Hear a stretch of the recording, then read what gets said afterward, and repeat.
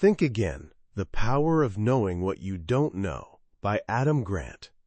Imagine you're standing on a Montana mountainside on a blistering August afternoon in 1949.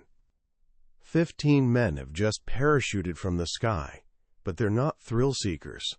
They're smoke jumpers, the absolute best wildland firefighters on the planet, here to tackle a lightning-sparked forest fire. They touch down near Man Gulch. The fire's visible across the ravine, so they head down the slope toward the river. The game plan is straightforward. Carve a line around the flames, box it in, cut off its fuel supply, pretty standard stuff. Then everything goes sideways. Wagner Dodge, the foreman, spots something that sends ice through his veins.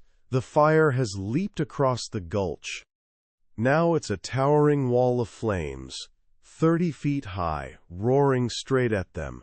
In under 60 seconds, it'll devour the distance of 2 football fields. Fighting the fire? That plan's dead. Now it's pure survival. Dodge spins his crew around and they're running, clawing their way up a brutally steep, rocky slope covered in knee-high grass. For 8 agonizing minutes, they push themselves beyond their limits. Safety is just 200 yards away, at the ridge top. Then Dodge does something completely bonkers. He stops running. He drops down, fishes out a book of matches, and starts torching the grass right in front of him.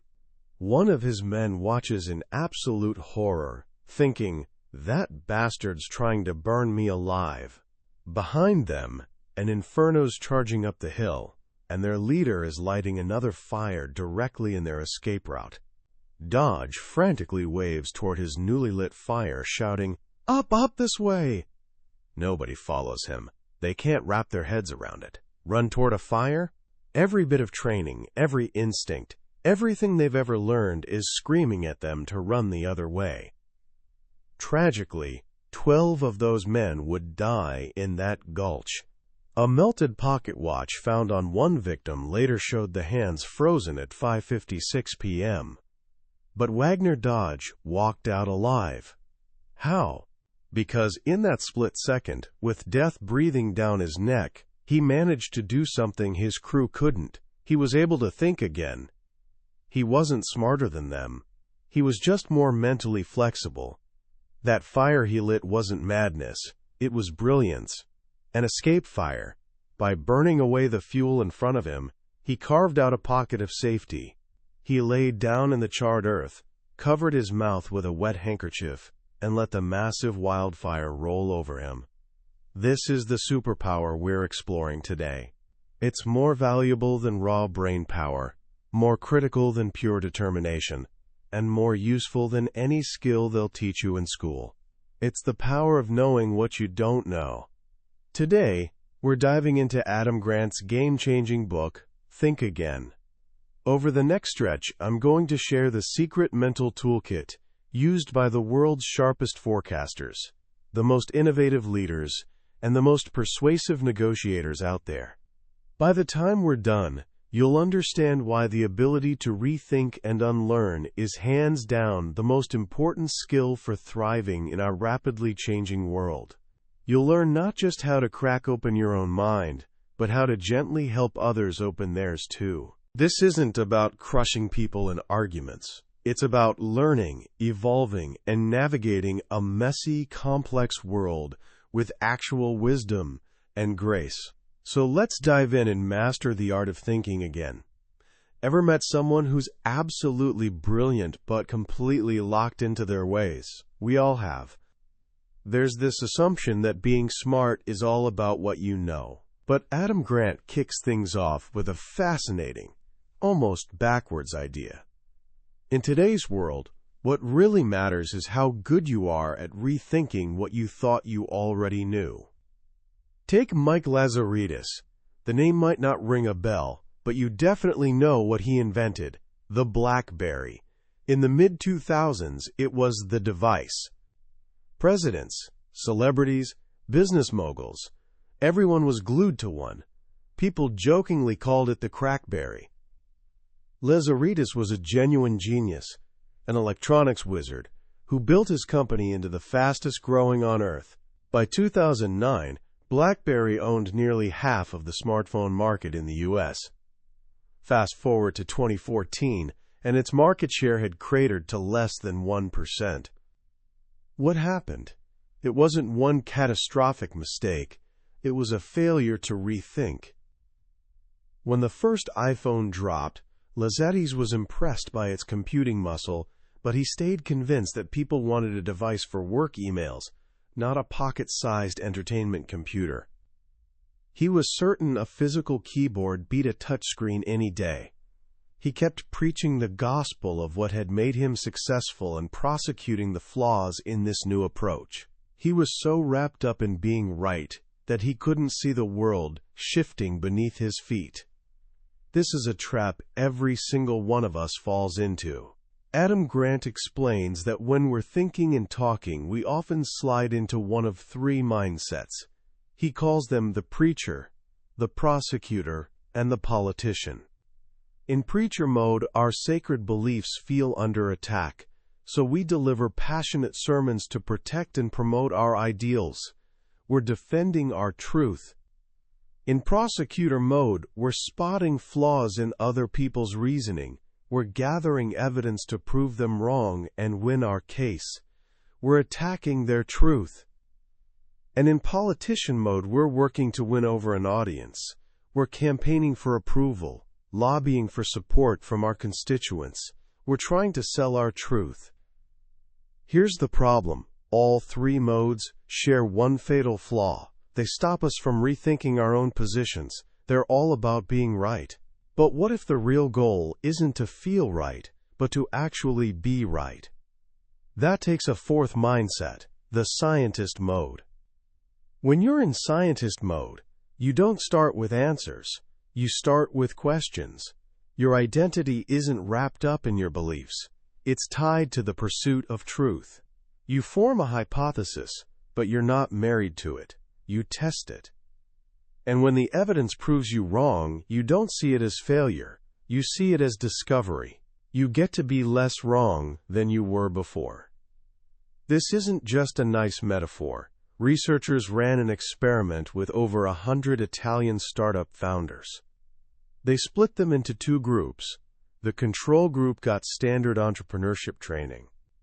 The other group got the same training with one twist. They learned to think like scientists. Their strategy was a theory. Their product was an experiment. Their customers provided the data. The results were stunning. Over the next year, startups in the control group averaged less than $300 in revenue. The startups in the scientist group? They averaged over $12,000. Why? Because the scientists were more than twice as likely to pivot. When their hypothesis flopped, they didn't double down. They rethought their entire business. They were willing to unlearn what wasn't working. The smarter you are, the trickier this gets. High intelligence can actually be a curse when it comes to rethinking. Smart people are lightning fast at recognizing patterns, which makes them more vulnerable to stereotypes. And when faced with data that contradicts what they believe, their intelligence becomes a weapon against the truth. They're just better at inventing reasons to support what they wanted to believe anyway. Adam calls this being good at thinking but worse at rethinking. The fix? Decouple your identity from your opinions. Your beliefs aren't who you are. They're just a set of hypotheses you're currently testing. And when you find a better one, you should be thrilled to trade up. This leads to what Adam calls the rethinking cycle. It kicks off with intellectual humility, knowing what you don't know. That humility sparks doubt. That doubt ignites curiosity. And that curiosity leads to discovery. This is the engine of learning.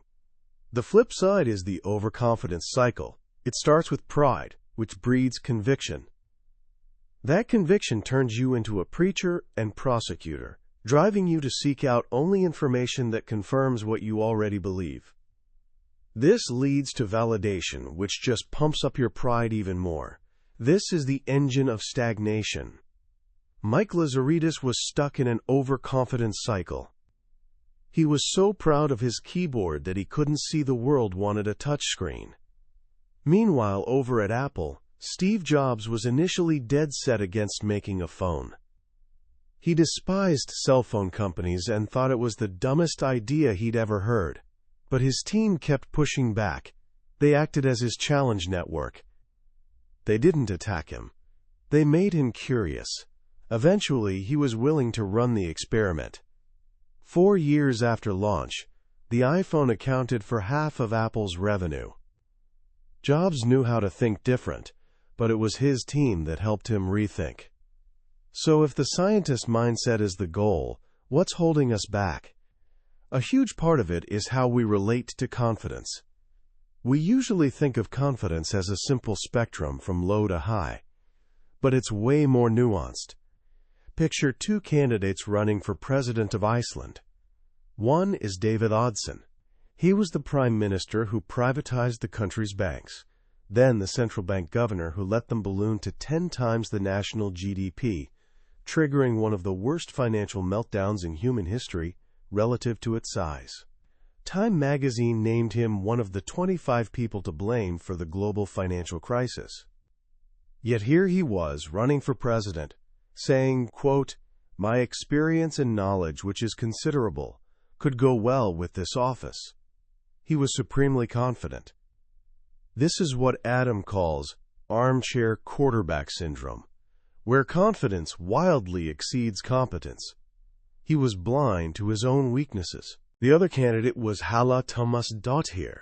She was a successful entrepreneur who'd guided her investment firm through that same crisis. When a petition started urging her to run for president, her first thought was, "Who am I to be president?" She had zero political background. She felt like a fraud. This is imposter syndrome, where competence exceeds confidence. She was blind to her own strengths. Oddsson is a textbook case of the Dunning-Kruger effect.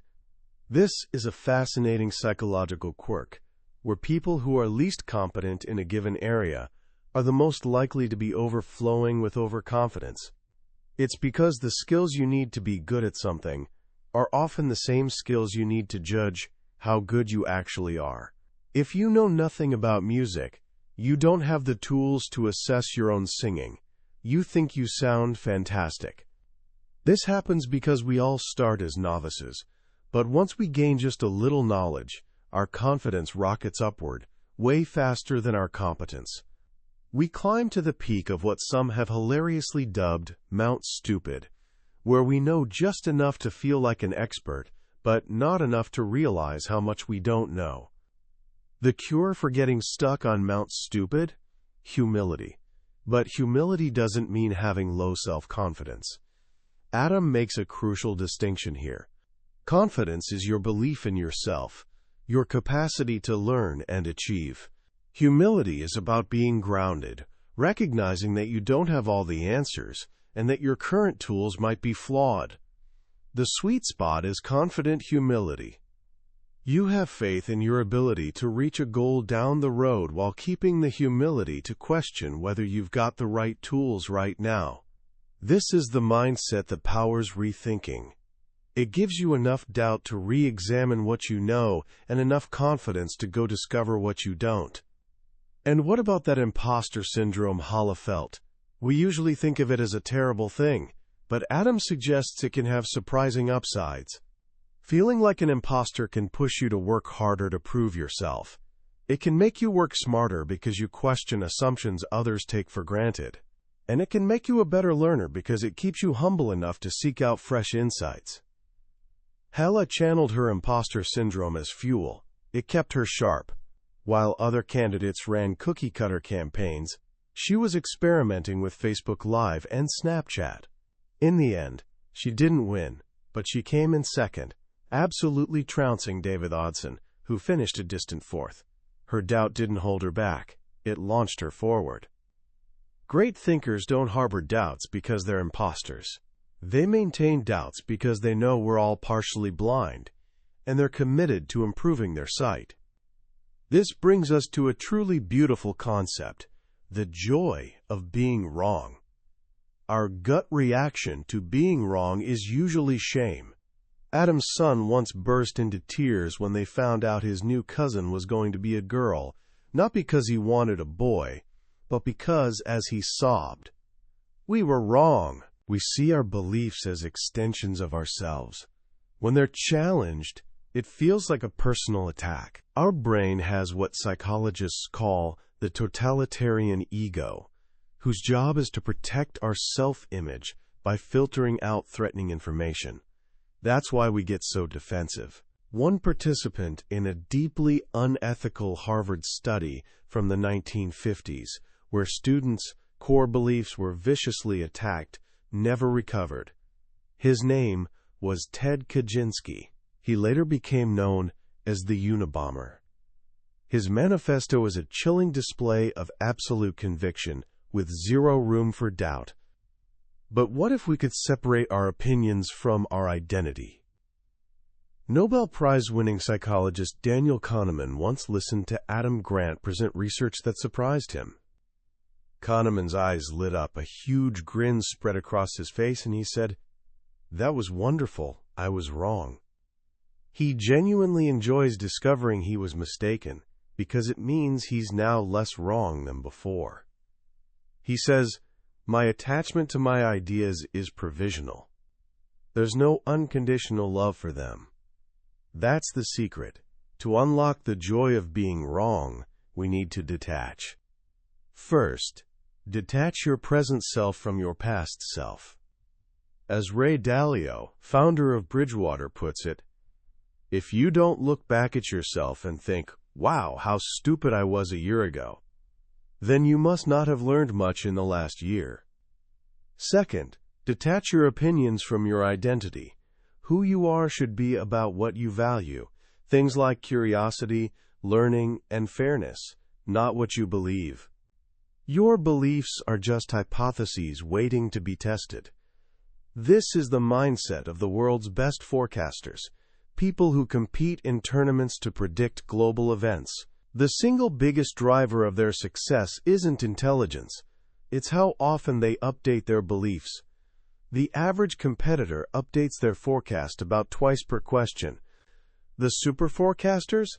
They update more than 4 times. They're constantly in a rethinking cycle. They see their opinions as hunches, not gospel. So we've covered opening our own minds. But what about opening other people's minds? This is where things get really fascinating. Most of us approach arguments like warfare. We arm ourselves with logic and data and try to overwhelm our opponent. But a good debate isn't a war. Adam says it's more like a dance. In war, you try to capture territory. In a dance, you move in rhythm with your partner. Sometimes you lead, sometimes you follow, and sometimes you step back. Expert negotiators do this instinctively. Instead of prepping for battle, they spend over a third of their planning time hunting for common ground. When they make their case, they don't pile on a dozen reasons. They present fewer, stronger arguments. Too many reasons just give your opponent more ammunition. And most importantly, they ask tons of questions. They're not trying to corner their partner. They're inviting them to dance. Let's see this in action. World debate champion Harish Natarajan is squaring off against a new opponent on subsidizing preschools. His opponent, Deborah, is sharp. She opens with a joke, rattles off study after study, and even anticipates Harish's counterarguments.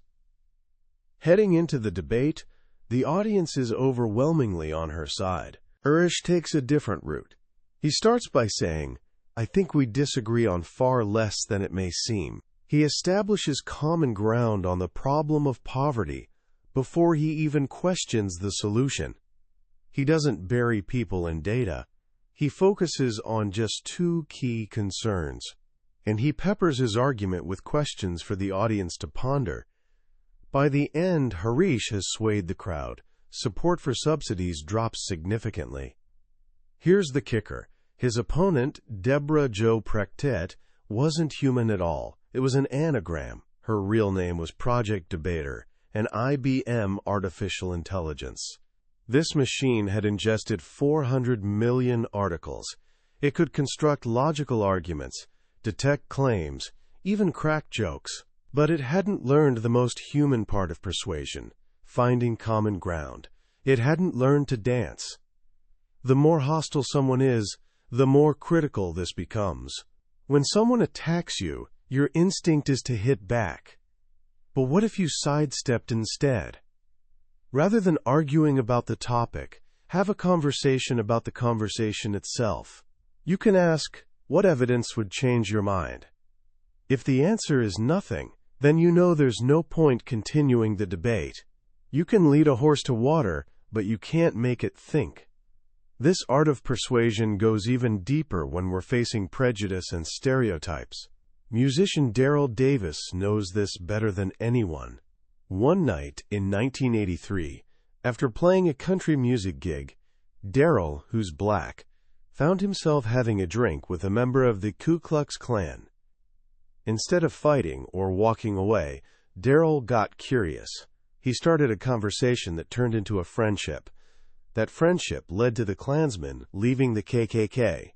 Since then, Daryl has convinced over 200 white supremacists to abandon hate. How? He doesn't preach. He doesn't prosecute. He listens. He asks questions. He finds common ground, often through their shared passion for music. He helps them see how arbitrary their hatred is. Adam and his team tried to recreate this effect with one of sports' fiercest rivalries, Boston Red Sox versus New York Yankees.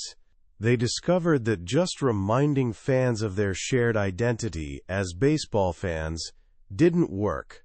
Humanizing a single fan from the rival team also fell flat. People just saw that person as an exception. What did work? Getting them to reflect on how arbitrary their hatred was. When fans were asked to imagine how, if they'd been born in a different city, they'd likely be rooting for the rival team, their animosity softened. They assigned less spicy hot sauce to be sold in the rival stadium. This is called counterfactual thinking, imagining how your beliefs could have been different. It destabilizes stereotypes by exposing their shaky foundations. But the ultimate tool for opening minds, the one Daryl Davis and the best persuaders use, is listening. This brings us to a powerful technique called motivational interviewing. It was developed by psychologist Bill Miller to help people with addictions. The core idea is you can't force someone to change. You have to help them find their own motivation to change. It's not about being a cheerleader or a critic. It's about being a guide. You hold up a mirror so they can see themselves more clearly. Dr. Arnaud Gagneur in Quebec uses this technique with parents hesitant about vaccines. He doesn't lecture them with statistics.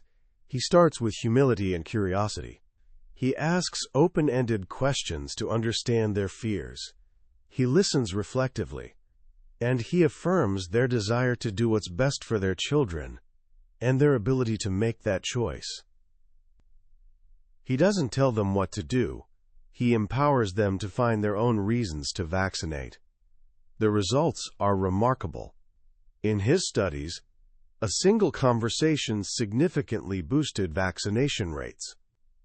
This same principle of listening allowed Ugandan peace negotiator Betty Bigumbe to open dialogue with brutal warlord Joseph Kony.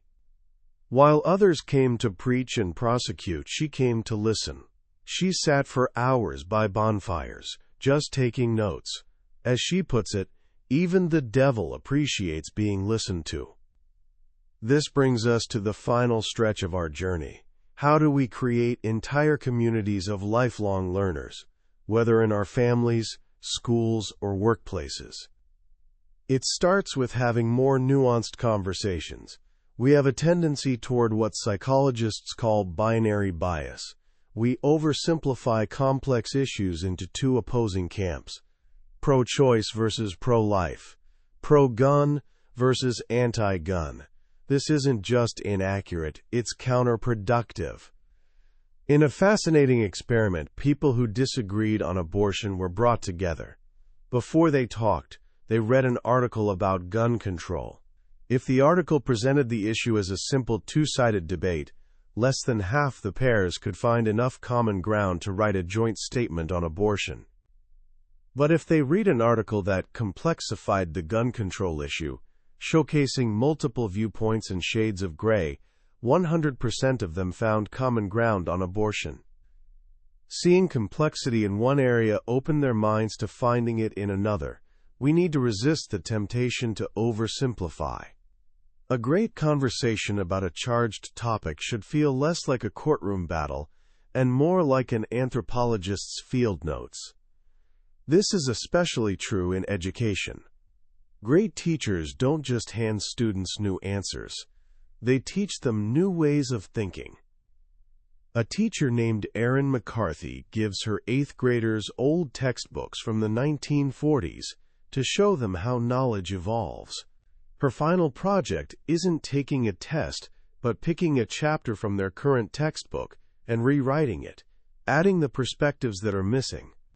Another legendary teacher, Ron Berger, a former carpenter, brings an ethic of craftsmanship into the classroom. He teaches his students, even first graders, that quality means rethinking and reworking. He has them do multiple drafts of their work, like a drawing of a butterfly. A student named Austin did 6 drafts of a butterfly drawing, each one improving based on feedback from classmates. By the end, a simple sketch had transformed into a scientifically accurate and beautiful piece of art. He learned that great work doesn't happen on the first try. It's a product of rethinking. This kind of culture was missing at NASA before the Challenger and Columbia space shuttle disasters. NASA had a brilliant performance culture focused on excellence and results, but this led to overconfidence. When engineers spotted small problems, like O-rings failing or foam falling off, they normalized them because past missions had succeeded anyway. They were held accountable for outcomes, not for their decision-making process. This is the danger of focusing only on results. A good outcome with a bad process is just luck. A bad outcome with a good process is a smart experiment. To build a learning culture, we need psychological safety, the freedom to raise concerns and make mistakes without fear of punishment. And we need process accountability, evaluating how thoroughly people have thought through their decisions. Ellen Ochoa, the first Hispanic woman in space, helped instill this at NASA. After the Columbia disaster, she became a leader who championed psychological safety. She was once the lone no vote to delay a launch when everyone else was ready to go. In the old culture, she might have been silenced. In the new learning culture, the NASA administrator called her and said, "I'd like to understand your thinking." They delayed the launch, found the root cause of the problem, and likely prevented another tragedy. This brings us, finally, to our own lives. We all have plans. A career path we mapped out in college. An idea of the person we want to marry. But these plans can give us tunnel vision. Adam's cousin, Ryan, knew he wanted to be a neurosurgeon from kindergarten. He had the passion and perseverance, the grit. But he escalated his commitment for 16 years, ignoring flickers of doubt along the way. He was so focused on staying on track that he locked down his identity too early. By the time he became a neurosurgeon, he was burned out and realized it wasn't the right path. He eventually found his way, co-founding a successful health tech startup. But his story is a powerful reminder that there's a razor-thin line between heroic persistence and foolish stubbornness. Sometimes the best kind of grit is knowing when to quit. We shouldn't ask kids, "What do you want to be when you grow up?" as if it's a final destination. We should ask them what kinds of problems they want to solve and what kinds of things they love doing. A career isn't an identity to claim, it's a set of actions to take. And we shouldn't fixate too much on finding happiness. The more we chase happiness, the more it slips through our fingers. Happiness is often a byproduct of two other things: mastery and meaning. Meaning usually comes from contribution, from making things better for others. As philosopher John Stuart Mill wrote, "Those only are happy who have their minds fixed on some object other than their own happiness." We don't need a 10-year plan. Life is an open system. A plan is like driving at night in fog. You can only see as far as your headlights, but you can make the whole trip that way. All you need is a plan for the next step, and the willingness to rethink it. As we wrap up our journey through Think Again, it's worth pausing to soak in just how profound this central idea really is. In a world that rewards conviction and certainty, Adam Grant makes a powerful case that our greatest strength lies in our ability to question ourselves. This isn't just an intellectual exercise, it's a way of living. It's the humility to admit you don't have all the answers. It's the courage to sit with the discomfort of doubt. And it's the curiosity to constantly seek out new knowledge, even if, especially if, it contradicts what you currently believe. The stories in this book stick with you. The image of Wagner Dodge lighting an escape fire, defying every instinct to save his life. The quiet courage of Daryl Davis, sitting down with men who hate him and choosing conversation over confrontation. The wisdom of Ellen Ochoa, whose lone dissenting voice at NASA reminded an entire organization that safety depends on the courage to rethink. These stories show us that rethinking isn't weakness, it's strength. It's the mark of a secure identity, one that isn't threatened by being wrong, but energized by the opportunity to learn. So how can you start putting this into practice today? Here are 3 simple actions. First, build a challenge network. You probably have a support network, people who cheer you on. That's important.